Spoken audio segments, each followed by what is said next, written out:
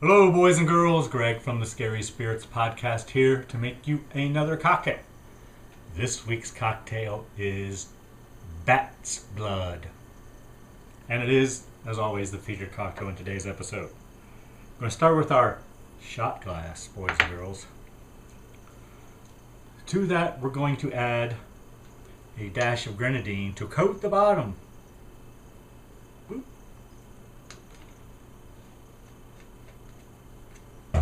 Now, maybe we should coat the bottom. Alright. Then, 1 ounce Jägermeister herbal liqueur. And we put that on top.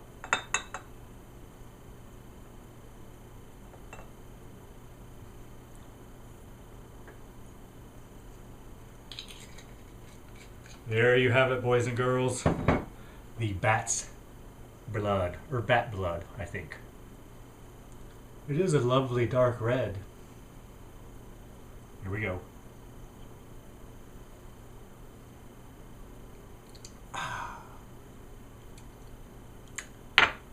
Tastes like Jägermeister, but a little sweeter. I don't hate it. Thanks for watching. Hope you enjoy the podcast. See ya. What can you accomplish in 11 minutes? Well, if you're Sir Christopher Lee in this week's episode of the Scary Spirits podcast, Scars of Dracula, you can earn star billing for 11 minutes of film time. And even more impressive, 11 minutes is the longest time on film Sir Christopher Lee has in any of the Hammer Dracula films. I guess there is definitely something to be said for star quality. But even if you don't have Sir Christopher Lee's star presence, we can all probably learn a good lesson here, like quality over quantity, or maybe just less is more.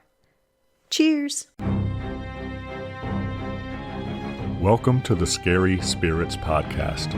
Please be advised that the presenters may use adult language and/or discuss adult situations. This podcast is not intended for younger listeners or those that may be easily offended. So, if you're ready, let's go.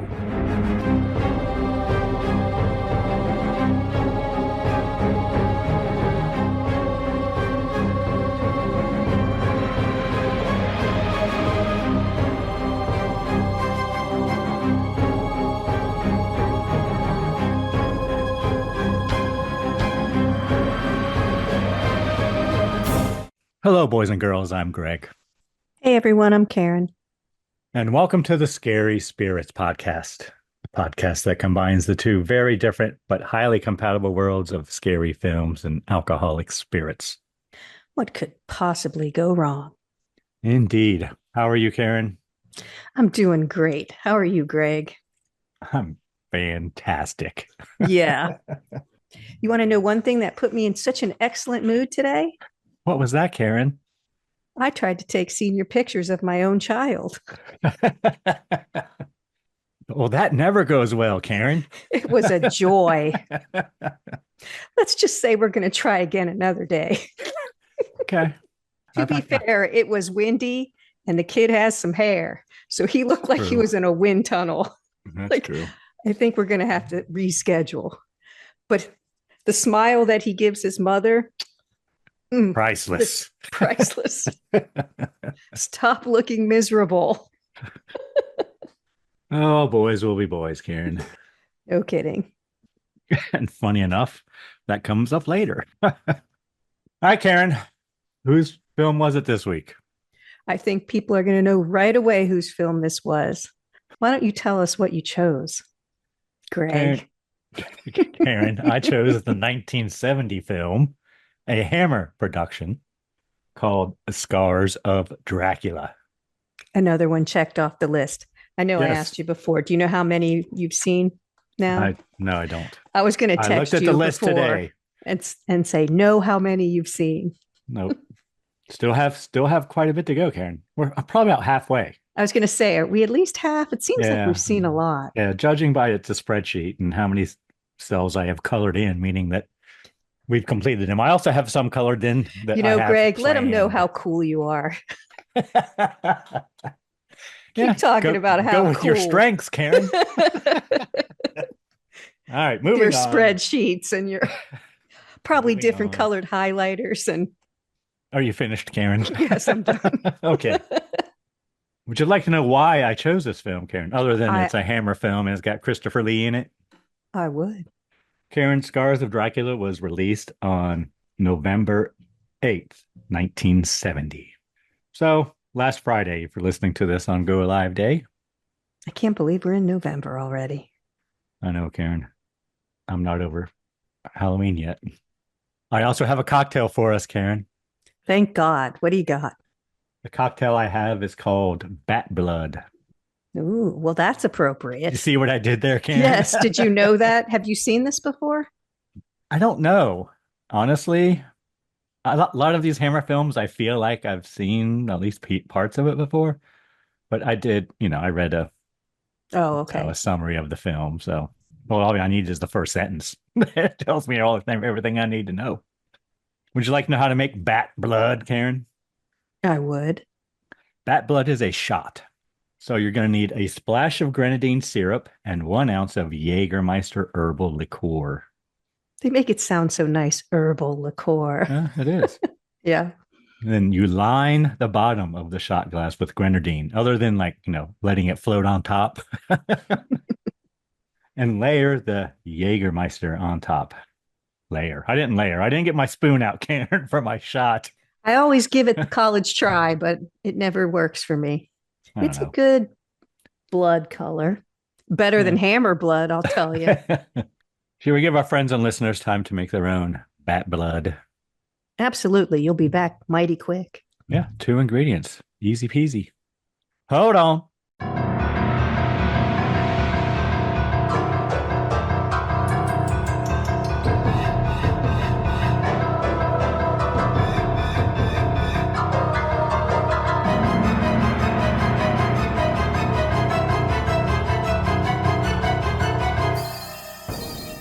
And we're back. Yes, we are. Hi, Karen. Might you have a brief synopsis for us of this film from 1970, starring Sir Christopher Lee? I do. Go on. Tell us all the story. Upon discovering a murdered girl with fang marks on her neck, the farmers of Kleinenberg set Count Dracula's castle ablaze in the hope of destroying the dreaded vampire. When they return to the village, however, they discover that giant vampire bats have killed all the women and children who were left behind in the church. Thank you, Karen. Yours is much better than mine. Do you want to read yours? Yeah, it won't take long, Karen. Okay. Bat's blood hits Dracula's ashes and he rises again to fight a couple looking for trouble. That makes him sound like the hero accurate. Almost. Yes. All right, Karen, tell us everything you really enjoyed about this film. Maybe Christopher Lee's performance? Well, I will say I did notice enough that Christopher Lee was actually on screen more than he usually is. So I looked it up. Christopher Lee is on screen for over 11 minutes in this film. This is more screen time than he had in any other Hammer Dracula film. Wow, a whole 11 minutes. I know. He's still not in it a lot. He's got about 10 times as many lines, too, I think. He actually speaks. So anyway, I mean, you do get to see him a fair amount. So I'd say that's a plus. 11 minutes. Well, 11 of relative the 90. to the other ones, that's a lot. This one kind of confused me. It took me a couple of minutes, actually a fair amount of time, to try to figure out if this was set in the 70s or back in the day, because it seemed to go back and forth for me, almost like flashbacks or something. I mean, there's even a point where the one guy's in his underwear and I think they're red bikinis. Yes. So Yes, I was going to bring that up, Karen. I was like, I don't think that happened back in the day. Christopher Lee is good in it. The story is okay. You're following these people's story, but it's a little, well, I don't want to get into what I don't like. The girls are pretty, as they usually are. The sets weren't as good as they usually are, surprisingly, and neither were the costumes. I didn't dislike them. I just noticed because we've watched a lot of Hammer films, they didn't seem to be up to par this time. I bet a lot of people like this one. I will say, and I'm not going to put this down as something I liked or disliked, Dracula was a little bit more violent in this film. There's a little more violence in this than the usual just vampire bites. I mean, there's the church, I mentioned in the synopsis, the church scene where the vampire bats have killed all the women and children. There's a guy on a hook. There's burning of someone's back with hot swords. There's just a lot more. He stabs someone, which I don't know how you kill someone who's already dead, but maybe she wasn't already dead. I don't know. But he seemed a little more violent than he's more of a fighter, less of a lover. Dracula. And you like that, Karen? I don't think I like it. I just noticed it. I didn't not like it. It's just something that strays from the usual. He usually just does the eyeball acting, which is definitely there, seduces the women, and that's kind of it. This has a little more violence in it, I thought, for a Hammer film. Not for a horror film. I don't want to say that because it's not it's a little over the top, but you know what I mean. So I was kind of confused by this one. I don't want to say bored because that's not what I was, but it kind of just drags. And I don't know. What did you like about it? Why don't you rescue me here and tell me what was good about it? First thing I wrote is there's lots of action in the beginning. I mean, it almost starts and it's boom, we're off. It almost felt like it was filmed in reverse because we get the mob mentality right away. We get I'm like, where's my carriage in the woods? But we don't get that until later. It's almost like it was filmed backwards in some ways. I wrote the music's good. I noticed it fit a lot of the time with what was going on screen. I wrote the effects are mostly good. I really liked the burning thing at the end. I thought that was dramatic. Parts of it. Other parts weren't great, but yeah, the bat puppet was very good. I liked it. I'll get to the other bats in the film later, but the bat puppet I liked. So the close-up bat was good. Was good. Yes. Yeah. I wrote Christopher Lee, or Sir Christopher Lee, was very good, I thought. At one point, I'm like, how long is it going to be before Dracula's back on the screen? But I guess that's usual. I don't know. I would say it is more violent, I guess, but I've just called him darker. Yeah, I guess that's a better word, darker than violent, because I don't want people to think it's like a slasher film or something. It's definitely not. But I just noticed there was more, as you just said, action. There's just more fighting versus seduction. There's a lot of seduction in it, though, too, Karen. Yeah, but it's pretty limited with Dracula. It is. Paul gets most of the action. Yeah. There is a little tinge of satanic panic in it, too. Where the priest is talking about it? Yeah. That's all I've got written down. I guess I'd give it points for not being the same old story.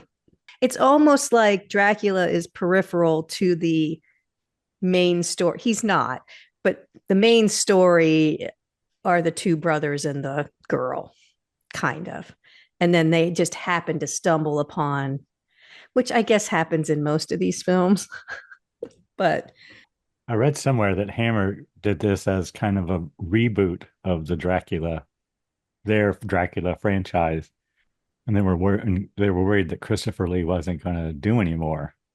So I guess this was going to be their first one to reboot the character and have someone else as the character later, possibly. I don't know. So maybe that's why he burned up, Karen. Don't know. Someone will come back with something and drizzle it on there. They do. I'm sure they do. I don't think this is the last one, Karen. Well, I know it's not because we already did Dracula AD 1972. It's true. But that one skips this one completely in the chronological order thing. Yeah. Continuity, I guess is the right word. Anything you didn't like, Karen? Well, the hammer blood's bad, as always. But that's a picky thing. I didn't feel a lot of chemistry between the main characters, the couple. Just I don't know. There was nothing They spent too much charis. time with Paul, Yeah. talking about Well, Paul. they weren't charismatic. There was nothing to draw you to them. She's beautiful. Is she a Hammer girl, or are there any Hammer girls and Hammer glamour girls in here? Oh, I didn't look. Let me look. Go on. Keep going. Um, it's a little, I don't know, repetitive. Everybody keeps coming to the inn. They keep kicking everybody out. Then everybody has to go to the castle. It's the same kind of thing over and over. I don't know. It just seemed disjointed to me, like it was thrown together. And there's a lot of running through the forest. That's obviously in the afternoon. That's supposed to be in the evening. At one point, at the very beginning, Christopher Lee gets out of his coffin and sticks his head out, and it looks like the sun just lights up his face. I will say this wasn't my favorite. Little odd. The vampire bat just, I guess he does have this power in this one that is utilized a lot more than any of the other films where he has control over creatures. So he's communicating with the bats. It reminded me a little of The Crow. Remember when The Crow would watch and then go back and report to the evil guy? It was a little bit like that. So the bats were telling him where people were and what they were doing, which is a little different. He didn't turn into anything, but he could communicate with the animals. There should not be sequel potential, but there always is. Karen, the girl played Sarah is in the Hammer Glamour book. Okay. Jenny Hanley. This was her only Hammer film. I'm just going to read just a little bit. Talks about her on the roof or whatever, and the crucifix chain hanging around her neck. Yes. And the bat swoops down and tears the chain away. Yeah. Spoilers, boys and girls. They write in the Hammer Glamour book. This is what they write about that scene. The subsequent lingering close-up of Sarah's crimson-splattered cleavage is one of the most depressing shots in any of Hammer's early 70s film. A cynical combination of sex and horror that probably would never have been passed by the BBFC before July 1970, when the age restriction for X certificate films was raised from 16 to 18. I did make a note of that. Is that all you didn't like, Karen? That's all? To be honest, I didn't really like this one. Okay. But I can't put I don't know, repetitive, slow. Even though they had that extra action, darkness in it, which you would think I would like, it just didn't, I don't know. Okay. It seemed disjointed and thrown together. What about you? Do you have anything you didn't like? The first thing I wrote down is it's slow. Slow. It's too damn slow. And the bats are bad. The flying bats are bad. It looks like a spirit Halloween bat that you'd put on your porch. Yeah. Granted, it's 1972, right? Or 1970. 70. 70. So, but you're right. The close-up bat was good. The puppet bat looked pretty good. Most of the Hammer blood was bad, but there was some points in there where it was pretty good. I don't know. Maybe it's lighting. Better. It's getting better. Maybe it's just lit differently or something. Like all the women in the church, their faces were much bloodier and darker. But that was just specks, kind of like her bosom at the end. I think when there's a lot of it is when it really doesn't shine. I thought it was okay. I didn't like it at first, but the more it went on, the more I liked it. I thought it was funny at some points too. There was some humor mixed in there. Paul's a little scoundrel. I mean, it's a little sexist. It's a little, I don't know. Maybe I just wasn't in the mood for it. It seemed like a lot of sex was in it to me, which I guess isn't really bad, I guess, but it just didn't seemed show for any. no reason for the most part. Well, shockingly, that happens a lot, Craig. True, but they don't show anything. You just know it happened. You see a bare bottom. Yeah, true. But after that, it's not very. Like I was watching this and I'm like, how did I not get any warnings when I started? It's true. It just says rated R and that's it. So I believe it was rated X in England, but really, there's not much in it. Did her bosom get a rated X? Her cleavage? You couldn't even see anything. Yeah, no, that's It was true. just Maybe not. it was just a wonder bra, you know? No, no, I Is don't that know, what they Karen. called those back in the day where they called wonder bras? It was a Yeah. push-up bra. I don't know, Karen. How the hell would I know? The girls got to eat bra. Actually, this is one of the first Hammer films apparently to get an R rating. There you go. Anything else, Karen?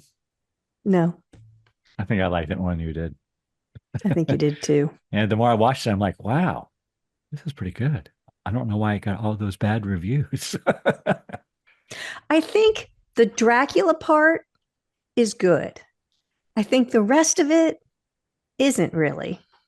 Yeah, lots of traveling back and forth to places and whatnot. Lots of time in the woods, like looking for Paul. Paul's the scoundrel. Like it just seemed like, I don't know. I wasn't invested in anybody. Okay. I liked his manservant, whoever that Oh, Clove. did you recognize Clove? No. We have seen him before, Karen. He was in The Omen.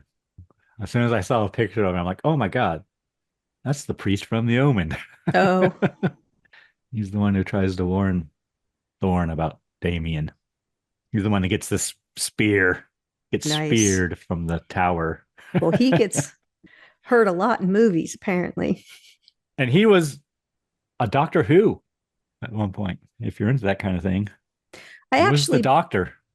believed he fell in love with Sarah through the picture, but he was a good actor. He, I kind of believed that connection and he tried to help and blah, blah, blah. But I thought all the acting was pretty good. it's not bad. No, it's pretty good. I just thought he stood out. Some of the girls weren't great, but All right, Karen. What kind of cocktail rating you want to give the film? I'd give it a 4, but it's up to you. It's your film.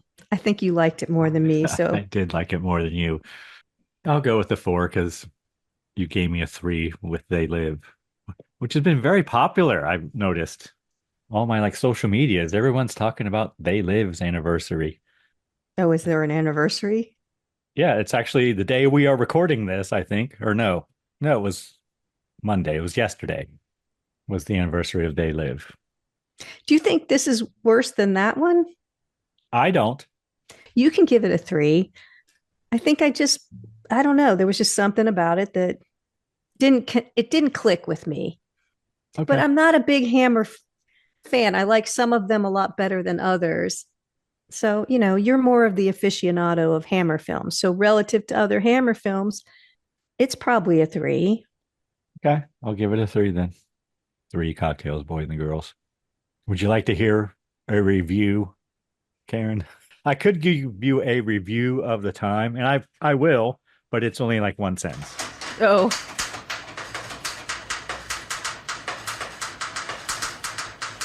Okay, we'll start with the other one then. Okay, so the other one I have is from a website called British Horror Films, Karen. Ooh, that's a good one. But first, I have to tell you, this has a 50% approval rating on Rotten Tomatoes, a 6.1 out of 10 on IMDb. What do you think Google users think? Google users are probably like 85% or something. Is that your final answer? That's my final answer. 85%, Karen. Are you serious? Yes, I am. Did you peek? No. Oh, okay. That's hilarious. Really? Is it really? It is. Okay. See, I guess I'm a Google user. Well, I am a Google user, Karen. I use Google but do you leave all the reviews time. on there? No, I don't. All right. So first one I have here is from, I don't have the date on it, but it's on a website called British Horror Films. So it's pretty recent. And it's a long one, Karen. Jesus, it's like 3 pages. So I'm going to paraphrase quite a bit because he pretty much tells the whole story in the middle of his review. I could just read this, and we'd be done. Thank you. Good night. And it's written by a guy named Chris Wood, not Robin Wood, Chris Wood. Okay. Scars of Dracula is not a good film. There, I've said it. It's also, unfortunately, the archetypal Hammer horror with bad special effects, hammy acting, even from Lee, carry-on style humor, gaudy sets, and a distinct lack of any kind of terror. I say archetypal not because I don't know what it means, but because this is the way most non-fans see Hammer. All busty wenches, Burgermeisters, tomato ketchup, and red contact lenses. There you go. There is a Burgermeister. Which is a shame when you consider that the company had just brought us the far superior Taste the Blood of Dracula and had certified classics like Twins of Evil waiting in the wings.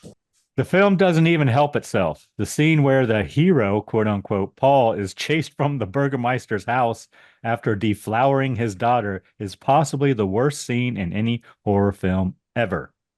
And whoever decided that bats would feature so much in the script without bothering to see if they could make them appear remotely realistic needed their head examined. Scars of Dracula is, like its stablemate Horror of Frankenstein. These were released as a double feature with Scars of Dracula and Horror of Frankenstein. Pretty poor. Perhaps enjoyable the first time around, but it's ultimately an empty experience. Lee is uncharacteristically dreadful as Dracula. That's because he was on film for 11 minutes. And the lack of internal logic is astonishing. So I don't think he cared for it. I like this guy. The review I have from the time, Karen, is from the New York Times. And it's by Howard Thompson. I believe I've read one of his before. It might have been They Live, Howard Thompson, but we've read a few of his. And this was published June 18th, 1971. He writes, "Boys will be boys, hence Scars of Dracula and Horror of Frankenstein at neighborhood theaters in one double bundle from Britain. But hold on a minute. Avoid Dracula like the plague. It's garish, gory junk." There you go. That's the review. Oh, that's it? That is it. The rest of the review talks about Horror of Frankenstein, which he liked. And we will get there, Karen. I just didn't think it was good. But I can't really. All right, Karen, are you ready to get into it scene by scene? Yes. I will. Let me say before we start, it was mentioned in, I think, your review that you were reading, but I was wondering because Christopher Lee plays Dracula many times, obviously, and when he feeds, his eyes get extremely bloodshot. And I didn't know if he was rubbing something in them or what he was doing. And you mentioned it, but I looked it up and it says that they are red contact lenses. That makes sense. I don't know why we didn't think of that before. I know. I didn't occur to me. Maybe we didn't think that they'd have contact lenses way back in the 70s, Karen. Well, it says Lee found the lenses excruciatingly painful, but as he had worn them in the first film, continuity demanded that he wear them in all subsequent productions. He complained about it, but always wore them. So they were probably the hard contact lenses, and I'm sure painful. There are people who say, well, he probably said, "I'm wearing the contact lenses today. Let's get all my takes done." Yes, probably. There are people who said he did use something, anise or something in his eyes, but this is the consensus, is that he wore the contact lenses. Okay. I never paid attention to see if it was the same bloodiness in every. Pretty much. All right, Scars of Dracula from 1970. Did you watch this on Amazon Prime, Karen? I did. No warnings. Nope, just rated R. Just rated R. Film opens, we have credits. Hammer always has neat fonts, too. I think I've said that before. And we see a castle. Well, it's obviously a painting. And in the castle, we see Dracula's red dust. I wrote, we've seen this before. But first I say, oh my God, it's not a carriage in the woods. Okay, now you can go on. And then a bat drips blood on the dust and a body begins to form. And then he opens his eyes very dramatically and the bat flies away. So I'm going to do my bat blood shot now, Karen.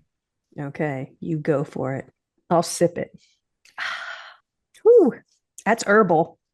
It's a herbal liqueur, Karen. I never liked that. Tastes like Jägermeister, a little sweeter, though. Yeah. With the grenadine. I agree. I don't hate it. I got to tell you. So then we see a man carrying a girl with a bite mark on her neck. Finish the credits. He carries her to the pub and places her on a table. And I wrote, there's bad hammer blood, and there, of course, there's a priest in the pub. Of course, there's always a priest in the pub. But I do say very dramatic music while they're walking in the woods. So I did notice the music there. A man in the pub. I think he's the pub keeper. Or The innkeeper, I think I called him, but yeah, I think he's credited as landlord. no, that makes sense. But he wants to destroy the evil. He says, we all know where it is. And he tells the women to go into the church. They're just fed up. They're like, we're just going to, this is it. This is the final straw that broke the camel's back. They're going to go take care of the evil finally. And we have angry townsfolk. Yep. Mob mentality. Early in the film, going through the woods. And I guess I wrote, the priest prays and maybe blesses them as they walk through the woods. They stop at like some... It's like a small... Madonna statue or whatever. Yeah. Small altar-like thing. And not the like a virgin Madonna, boys and girls. No. They reach the castle. They ring the doorbell. Clove answers. And he eventually lets them in because they have something for him. Or the guy has something for him and he's completely alone. Yes, he goes, I'm all alone. Open the door. Clove opens the door. Other men rush in with their pitchforks and shovels and pickaxes and whatnot. And then they go inside and light their torches, they were smart, Karen. They didn't light their torches until they got into the castle. So they didn't burn all that, all fuel. The kindling. Yeah. So what do you think was in the barrels? Oh, no. Because it wasn't gunpowder, but it wasn't liquid. It wasn't liquid? Well, I didn't see any liquid, but you'd assume it was, right? Because it went up pretty quickly. I would think it would be whiskey or something because it was from a pub. Oh, there you go. And then we see a bat trying to wake Dracula from his sleep, ? Angry townsfolk light fire to the castle. The bat flies away. Angry townsfolk run away, leaving the castle in flames. But they leave the servant, too. Yeah, they do. They don't even pay attention to him while they're burning. They're just like, all right, let's go, let's get out of here. They just hit and run, smash and run. Then the men go back to the church to tell the women that they are now safe. But bats fly out of the church, Karen, and the women are all dead. And I wrote actually some pretty good blood on some of them. Oh, really? Because mine says bad hammer blood. On some of them. And the priest says the devil has won.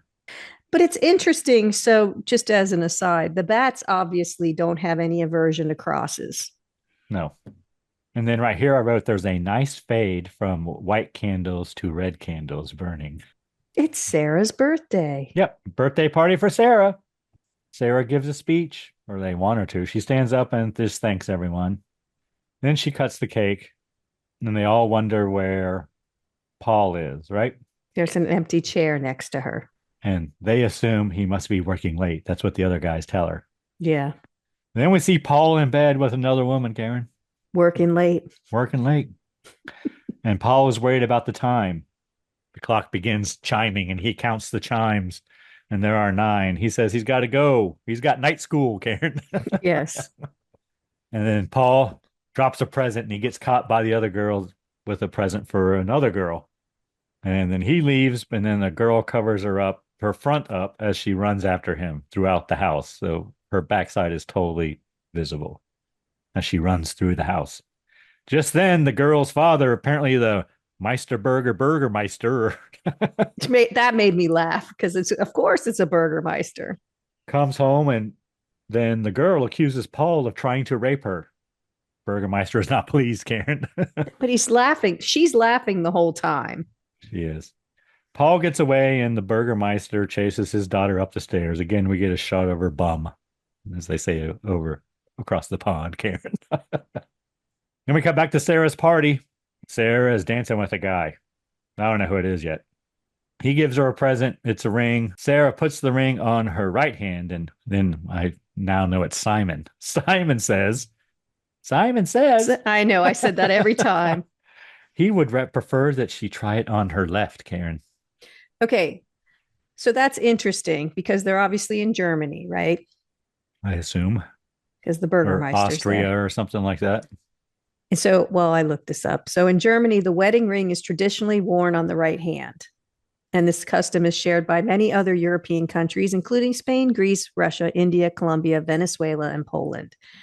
The tradition of wearing a wedding ring on the right hand in Germany can be traced back to the Roman Catholic Church, which called the right finger the finger of truth.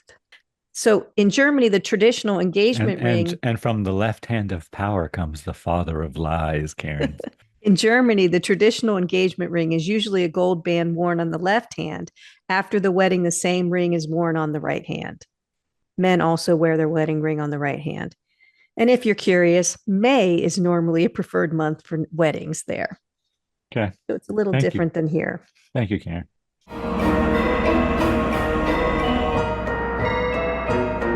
Hey, you're already halfway through the podcast. What do you think? If you like what you hear, can you take a minute and follow us on social media? At Scary Spirits Podcast. We're on Instagram, Facebook, YouTube, and Twitter. Thanks so much for listening. Now let's get back to the show.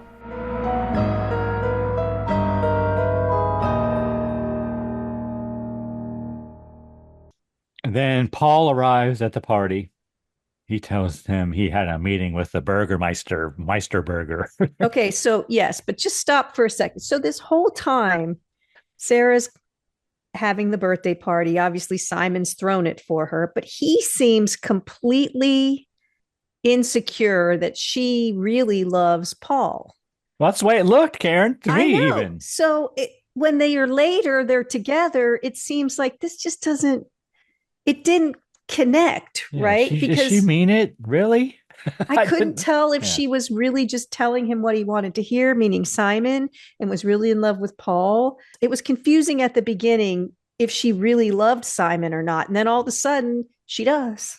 So. And Karen, I have to tell you, at one point I switched their names around. So you have to correct me if I keep saying Simon instead of Paul. Okay. So then Paul gives Sarah his gift. It's a framed photo of Sarah. Apparently Paul's a photographer, Karen. And a very good one. But the glasses broke, I wrote. I think because he dropped it in the other woman's room. Yes, I'm sure that's it. Simon says... It's going to drive me crazy, I know. No. See, this is where I started it. Paul says that the glasses broke and he takes it and says he'll fix it in the morning. Yes. Just then, police arrive at the party. Paul jumps out a window and into a horse-drawn carriage. The carriage takes off. And then we have the carriage through the woods, Karen. Yes. I said it took 18 minutes, but I get my carriage in the woods. Your first one. Yes. Well, I was excited. Then there were a lot of them. But this is the first one. So then Paul reaches for the reins. He tries to stop the horses, but he can't. And I wrote some men shoot at him. Did he pass a border or something like that? I don't know. If it was a border crossing or what, they're terrible shots. And the horses just will not stop. The men don't shoot at anyone else the whole time. No. Whatever. And then he hits a tree limb and falls off the carriage. Then we see Sarah saying goodbye to her guests back at the party. Yes. And she worries about Paul, but she says only because he is Simon's brother. And then they kiss. And she doesn't want him to hurt ever, meaning Simon. Never. Yes. So I'm like, oh, well, this was not the dynamic we had at the party. This is completely different now. Yes. Simon needs a little confidence, I think. So then Paul arrives at a village. He knocks on a door. He tries to get a room. Because he walked there. Girl from an upstairs window tells him that they are closed. She's a very helpful girl throughout the whole film. Well, she's no new place else to stay because obviously all the women were killed. So any woman in the village, she's probably the only woman there. I thought she was the landlord's daughter for a while, but then I realized, oh no, she's not. So girl tells Paul there's no place else to stay, and she warns him not to go to the castle. But she doesn't know why. She just says that's what everybody says. But then she eventually goes down to let him in, but before she does, Karen, she has to make herself presentable. So she undoes her couple buttons of her nightgown. Yes. Well, it's all old men in the pub. This is her first chance. Pretty much true. Girl tells Paul that every place in the village closes at dark. And then Paul and the girl share a moment, and then they kissy face. There's a little flirtation. He's tired and hungry. she says, I'll give you something to eat. She didn't, and then there aren't any rooms. And he says, I don't mind sharing. So, and then they start kissing. But then Well, he the says he'll landlord, go right to sleep as soon as his head hits the pillow. yeah. And she says, I've heard that before. So then the landlord comes in. He comes down and he's not happy. He makes Paul leave. Paul says he's going to the castle.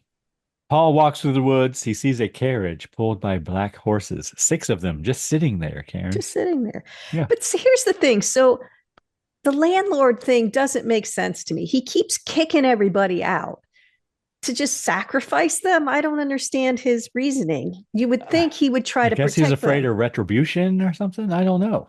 But he could let them sleep on the floor, I mean, like in the locked building. Christopher Lee keeps talking about the fire. I know so that doesn't make any sense. It bothers either. him. He's still mad about the fire. He's not over that shit. But Karen. he's not. He's leaving them alone if they close all the doors and windows, apparently. So why wouldn't you just let him sleep on the floor? I don't know. It just was. He had like vendettas against anybody new. Maybe he just didn't trust anyone. I don't know. But it just seemed overly mean to not let them stay. So Paul opens the carriage and gets in and decides to take a nap, Karen. He's had a day. Yeah. So then Clove arrives with some kind of dead animal has bad hammer blood on it as well. Maybe a deer. I said it looks like a deer, maybe. It's too much fur for a deer. I don't know what it is, a goat maybe or something like that. Clove gets up on the carriage and drives it away with Paul sleeping in the back. Carriage arrives at the castle and Paul gets out. Yes, but it's a rough ride. Like he Saturday, Karen, Saturday. He doesn't wake up at all until it stops. Carriage stops. Paul gets out. Clove is nowhere to be found. I wrote there's nice fog, though. There is nice fog in this movie. Nice froggy's fog. And good music, too, right here, I wrote. Because as he's walking up the stairs, he kind of stumbles and the music like, skips or whatever. It's pretty good. So then Paul is attacked by bats. He falls. He gets up and there's a girl there, Karen. And he's twisted his ankle. She asked him if he is hurt and he says no, but I wrote, Paul appears to have all the luck. Right here, I wrote. So then Paul follows her into the castle. She tells him to He limps inside. She tells him to warm himself by the fire and she will get a bed prepared for him. So as he walks to the fire, he's not limping at all. Like it comes and goes. So I didn't know if he was pretending or just bad acting or just forgot that because then he limps again when he's going to the bedroom. So then Paul turns and starts looking at some knives that are on the wall, like they are in castles, Karen. Lots of knives and swords and whatnot. Dracula enters and warns him that they are very sharp. Yes, he puts it back. And I wrote right here, Dracula is a very good host. He gives Paul some wine. They make introductions. And Paul wants to leave, but then Clove enters.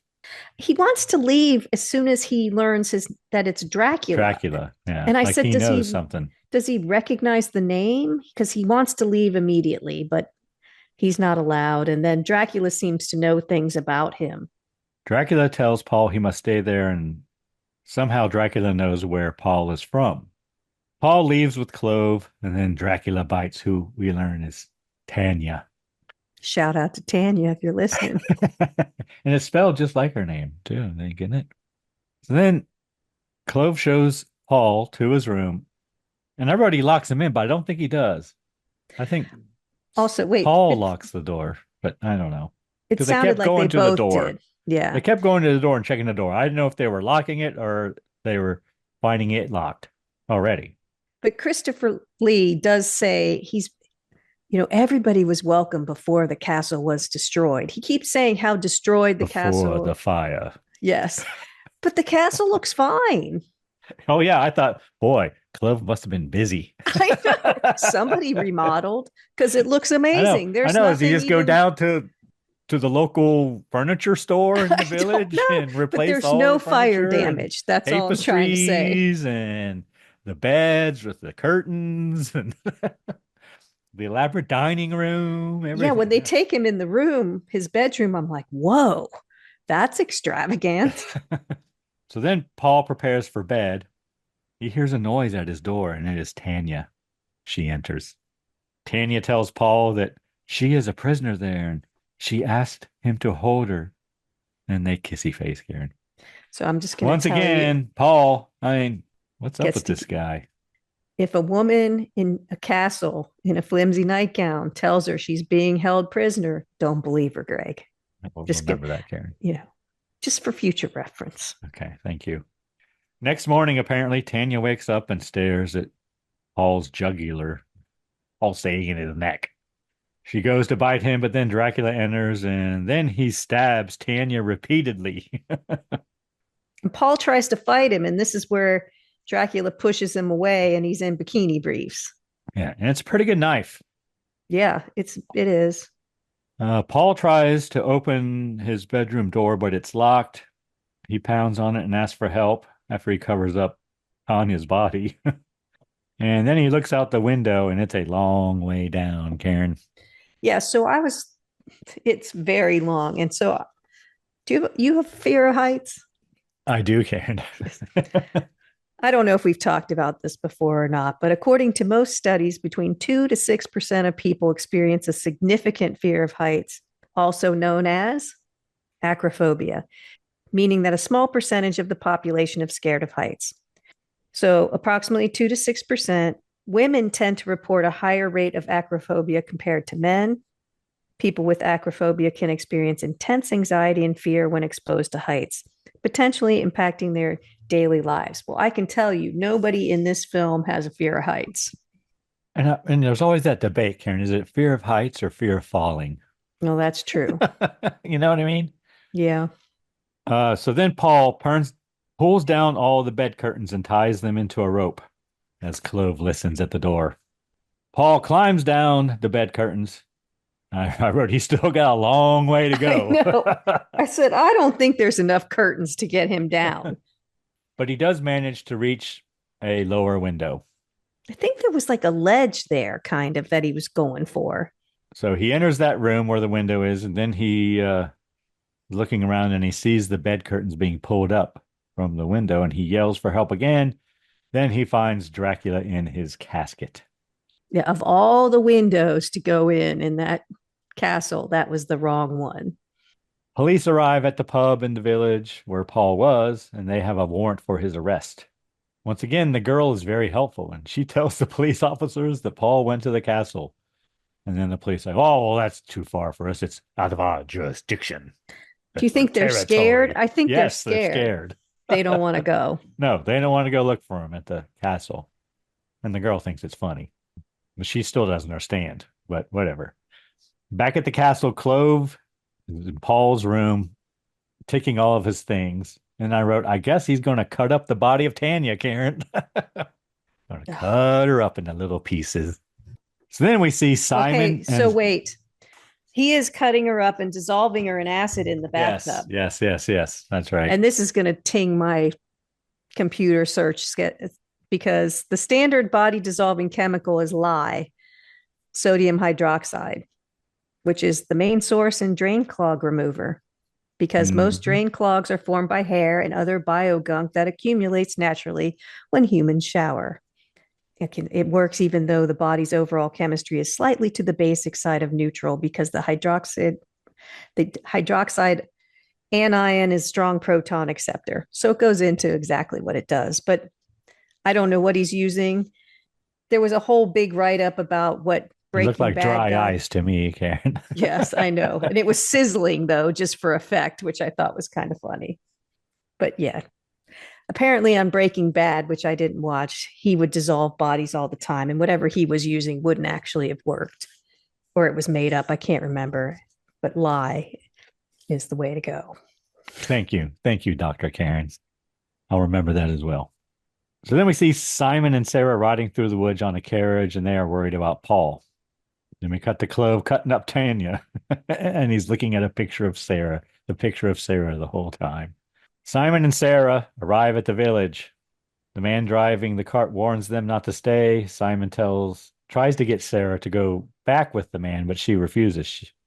They enter the pub. The landlord agrees to give them food until they start asking about Paul, Karen. Then landlord He's says, "You not a got to good go. You got businessman. to go." Like, feed him first, then kick him out. Like, Simon accuses the man of trying to hide something. And I'm like, "Oh, really?" Because the girl keeps giving him looks and yeah, things. eyeball looks. It's funny because he's not great. He doesn't feed any of these people who come in. And when the policeman came in, they wanted wine. And he said, "Are you going to pay?" They said, "We're on official business." He said, "You can have beer." And they said, "Well, we had wine at the last place." He said, "You can have beer." He said, "You can go back to the last place," is what he Yes. said. But so he's kicking everybody out. So then the landlord tries to throw Simon out of his pub. The girl tells them that Paul went to the castle. Then the men throw Simon out with Sarah. Right here I wrote, the girl is very helpful. Now she's up in the window telling them exactly how to get to the castle. But again, he's just throwing them out. The girl, too. I mean, at least let the girl stay, but he's callous. So Simon tries to get Sarah to stop and find some place to stay. She says she is not leaving him ever, Karen, in the kissy face. Ever. See, now all of a sudden they're all in love. Now that Paul's gone, everything is fine. And then a bat watches as they leave, walking through the woods. See Clove in his room cleaning up, and he looks at Sarah's picture, and he thinks she is beautiful, Karen. And the difference between Clove's room and the bedroom and the rest of the castle, Clove's room looks like fire damage. It's like he's living in a cave. The True. rest of the house is opulent. Clove's quarters are not opulent.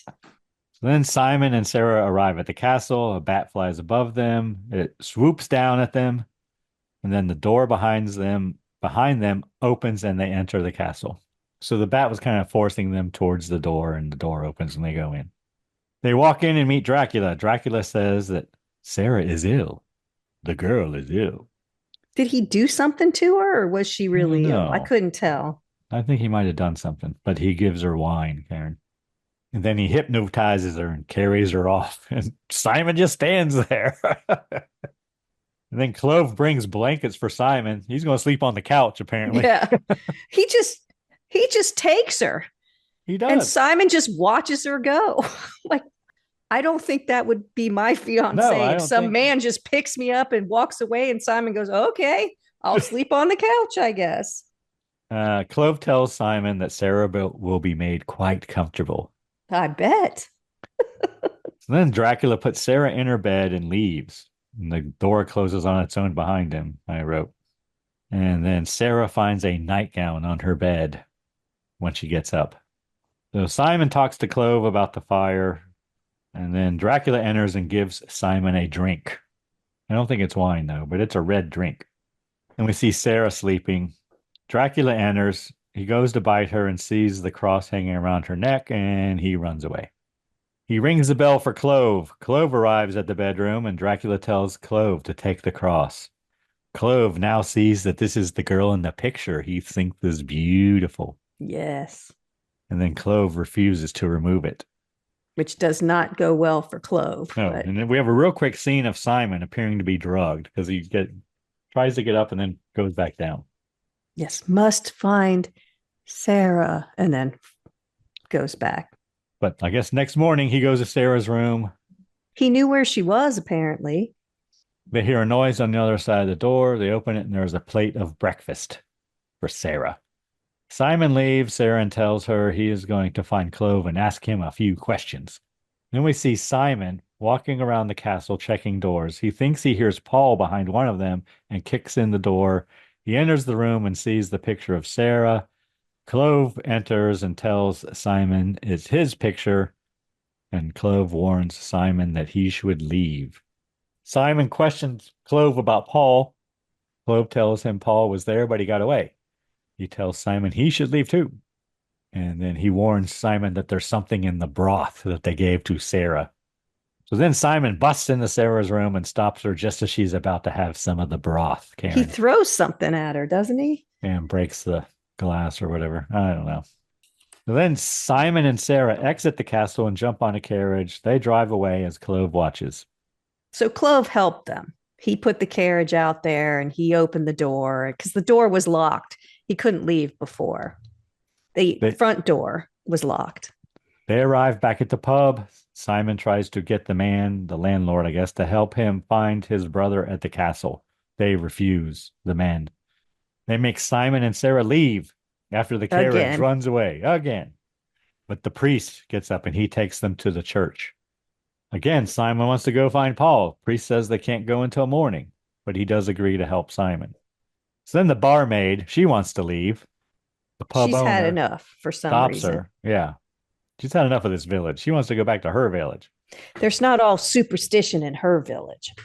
She refuses to stay. She doesn't believe in all the superstition. Cut to Dracula, taking a red-hot sword from the fire and placing it on Clove's back to punish him for letting Simon and Sarah leave.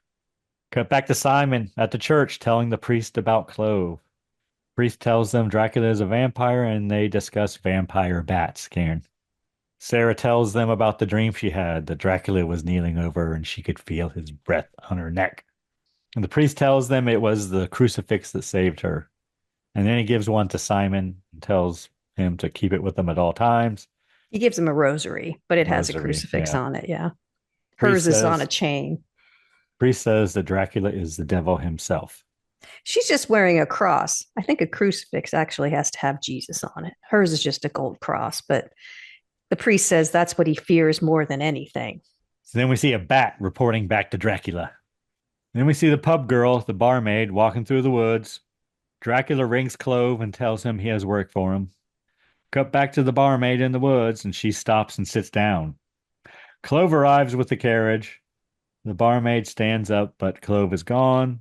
She opens the door to the carriage, and Clove throws her in and drives off with her.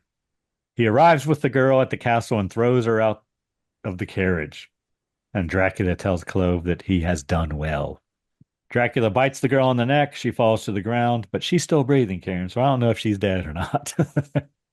But Clove comes and drags her away. And we see the priest and Simon, they've arrived at that Madonna statue that we saw earlier. And we get a quick shot of Sarah sleeping in the church. The priest and Simon see a bat above them. Simon tells the priest to go back and take care of Sarah, and the priest eventually agrees to do so. He's failed him, he says. I failed you. But he wigs out when he sees the bat. He's like, it's a bat, it's a bat. And Simon realizes this guy's not going to be good backup. He needs to leave. Simon arrives at the castle and knocks on the door. Simon gets Clove to answer the door by telling him that Sarah is with him. So then Simon questions Clove about Paul. Again, Clove opens the door again. Yes. When he shouldn't. Simon questions Clove about Paul again. Clove again says he escaped out the window using bed curtains. Simon makes Clove show him the window. And Clove tells Simon that is where Dracula sleeps, the window below. And there is no other way into the room. And then Simon asks for a rope. Cut to the church. The priest arrives.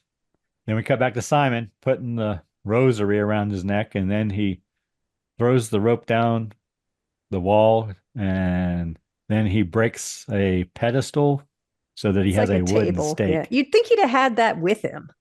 It's a little surprised he had to get that when he was there. And then for some reason I wrote he gives Clove the picture of Sarah.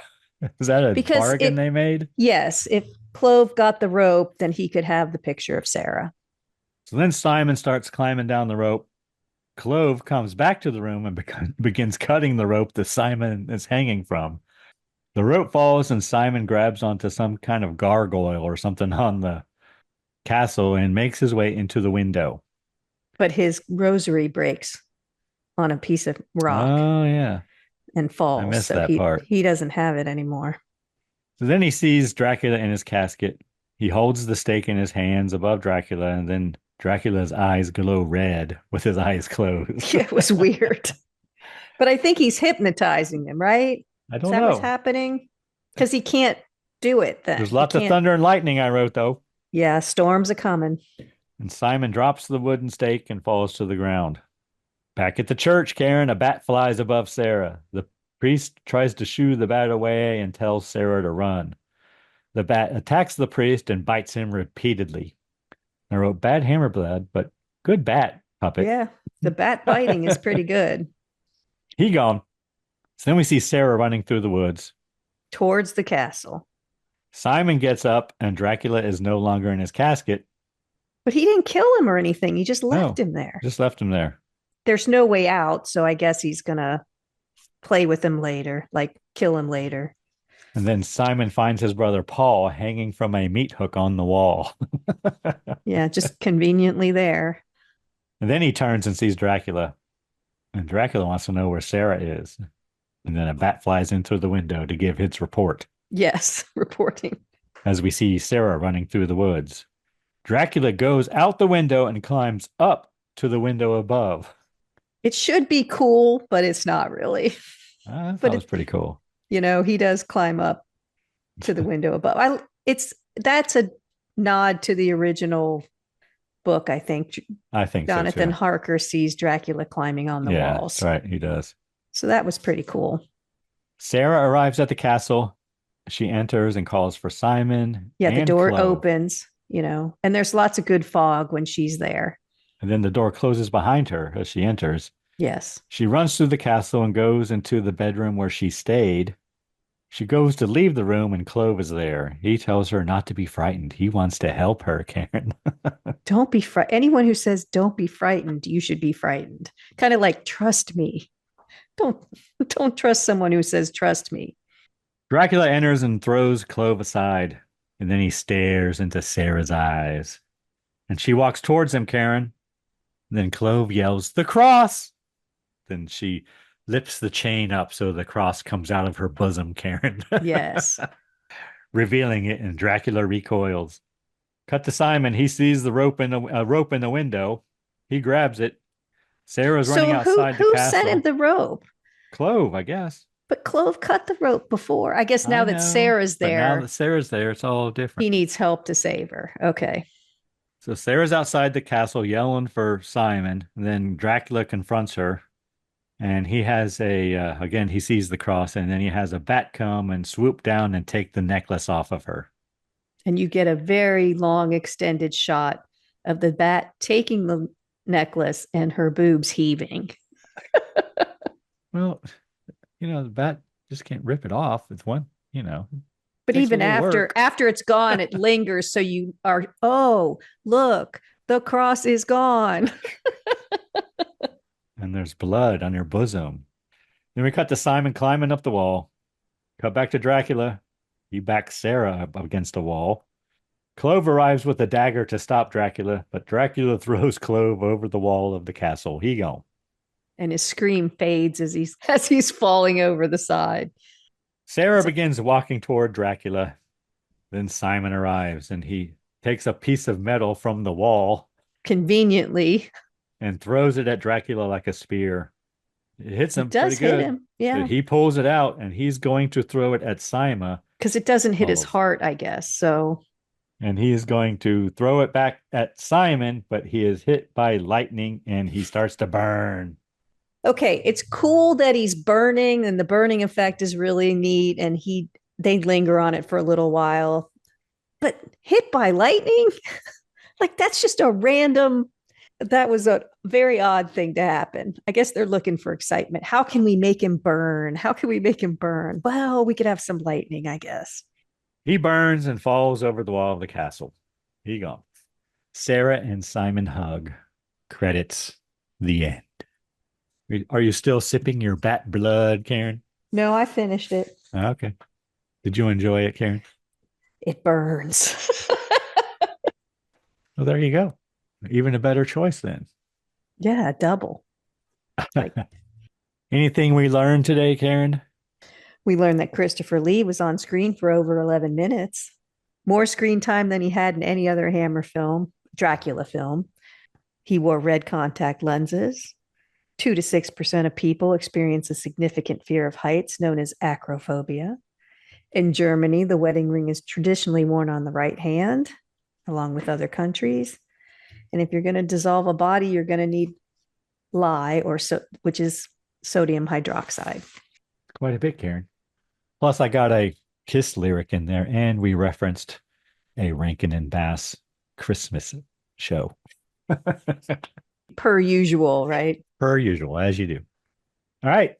Ready to move on to next week's film, Karen? Absolutely. What film have you chosen for us? I chose the 1976 horror mystery film, The Little Girl Who Lives Down the Lane. Any reason you chose that film, Karen? Why, yes, there is, Greg. Jodie Foster stars in this film. And when it comes out, it will be the day after her birthday. Oh, it is. You're right, Karen. Look at you. Never heard of this one. Okay. Do we have a cocktail? We do. And what would that be? It's a dark and mysterious cocktail. Ooh, go on. And it's interesting because it's from bargpt.app. app. So I don't know if it's a made up cocktail. It says underneath it, it's called the Sindel Cyanide Cocktail. And underneath it, it says AI cocktails. So I don't know if it's made up or what. Do you have a recipe? I do. It's a real thing, I guess. Yes. The Sindel Cyanide Cocktail is a dark, mysterious, and intriguing libation that will captivate your senses. Inspired by the deadly allure of cyanide, this drink combines a unique blend of flavors to create a truly unforgettable experience. Served in a chilled martini glass, the Sindel Cyanide Cocktail is as elegant as it is deadly. I'm not sure I want to drink this, Karen. It does not have. There are drinks that have cyanide in it, believe it or not. This one does not. There is one ingredient that I think might be difficult to find. I know it exists. I've had it before, but I don't think you're going to need this particular thing, which is 2 ounces of black vodka. You also need one ounce of blue curacao, 1 ounce of blackberry liqueur, 1 ounce of fresh lemon juice, 1 teaspoon of activated charcoal for the black color. So I don't think you need the black vodka if you're going to put the black charcoal in it. Ice cubes and lemon twist for a garnish. All right. You fill a cocktail shaker with ice. You add everything and shake for 15 to 20 seconds and put it in your martini glass. Serve immediately and enjoy responsibly, it says. You do have to get food safe activated charcoal. Make sure if you're going to make this drink that you get food safe activated charcoal. All right. Anyone you need to thank this week, Karen? I'm going to thank our listener. There are a lot of podcasts out there. Thank you so much for spending time with us. What about you, Greg? Who do you need to thank? Karen, I'm going to thank the band Verse 13 for providing all the music in the Scary Spirits podcast. Music definitely makes the podcast better. Anything else, Karen? Please drink responsibly. Yes. Hey, it's Karen, and I'm here to talk to you about getting social with us. Did you know you can follow us on Facebook, Instagram, and YouTube at Scary Spirits Podcast? Or check out our website, scaryspirits.com. If you have something to say, email us at info@scaryspirits.com. And as always, thanks so much for listening. Please drink responsibly.